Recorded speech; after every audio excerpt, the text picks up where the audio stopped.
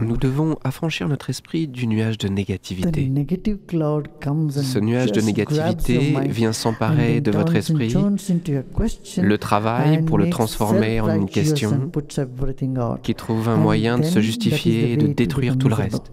Et c'est la meilleure façon de devenir malheureux. Les gens qui sont malheureux ont tous une grande question en tête. Une question pour laquelle ils ne veulent même pas connaître la réponse. Et ils refusent d'entendre la réponse. Mais ils s'accrochent à cette question et luttent. Vous voyez ce que je veux dire ? Et une question qui reste sans réponse fermente dans l'esprit et devient violence. Hier, j'étais avec un groupe de jeunes gens de Baltimore. Et ils étaient tous soucieux avec de grandes questions à l'esprit. Ils ont juste posé leurs questions et quelqu'un les a simplement écoutées et c'était suffisant pour eux. Pour l'instant, même si vous répondez à la question, ils se sentent offensés. Si vous acceptez le fait qu'ils ont une question, qu'il y a un problème, ça les satisfait. Ceci est une capacité que nous devons tous apprendre. Lorsqu'on nous avons affaire aux autres, autour de nous, les gens viennent vous poser une question. Vous pensez qu'ils espèrent sincèrement une réponse, mais non, ils veulent simplement que vous les écoutiez.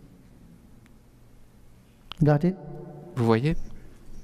Dans cette situation, ils n'utilisent pas leur intelligence pour vraiment chercher une réponse. Ils veulent quelqu'un qui les écoute, quelqu'un qui les conforte. Ils veulent savoir que quelqu'un les comprend. Maintenant, il y a une différence entre comprendre le problème d'une personne et plaindre la personne. Si vous plaignez une personne de mauvaise humeur, laissez-moi vous dire que vous concrétisez leurs croyances, quel que soit leur état, leur illusion. Vous faites de cette illusion quelque chose de concret. Il y a des gens avec toutes sortes d'illusions sur cette planète. Ils vivent chacun dans leur propre petit monde. Si quelqu'un se comporte mal, c'est parce qu'ils sont eux-mêmes victimes. Ils sont blessés. Quelque part, ils souffrent. Ils ont besoin d'une main guérisseuse. Ils recherchent ce sentiment de réconfort. Ils ont besoin de quelqu'un qui les écoute, parce que personne ne peut être mauvais ou mal se comporter sans avoir une raison. Si une personne est extrémiste, décapite des gens, vous savez, j'ai même proposé de leur parler. Ils m'ont envoyé une lettre de menace et ils m'ont dit « Vous voulez dialoguer avec nous ?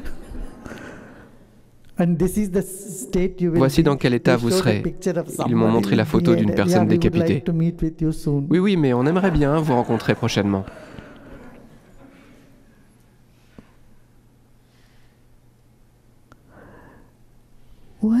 Pourquoi ? Parce que les gens, les extrémistes, sont des personnes. Mais dans leur tête, dans leur cœur, il y a une cicatrice, il y a une blessure. Il y a un nuage de négativité. C'est pour ça qu'ils se comportent ainsi. Un scientifique les regarderait de cette façon.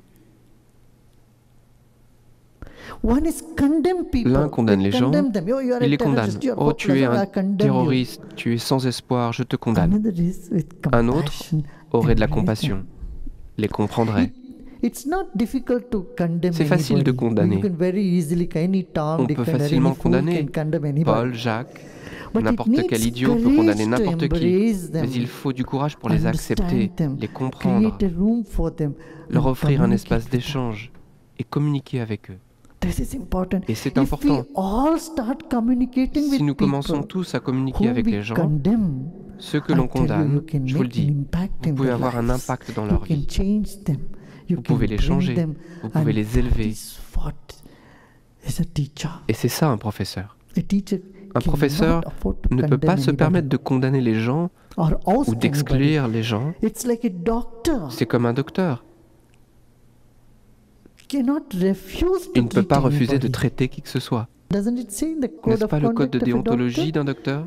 Si quelqu'un se présente avec un problème, la personne ne sait même pas qu'elle a un problème, c'est votre dharma, votre devoir de les aider.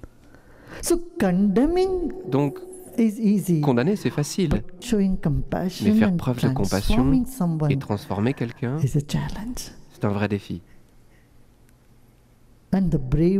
Celui qui est courageux relèvera le défi. Le sage relèvera le défi. Celui qui est intelligent relèvera le défi.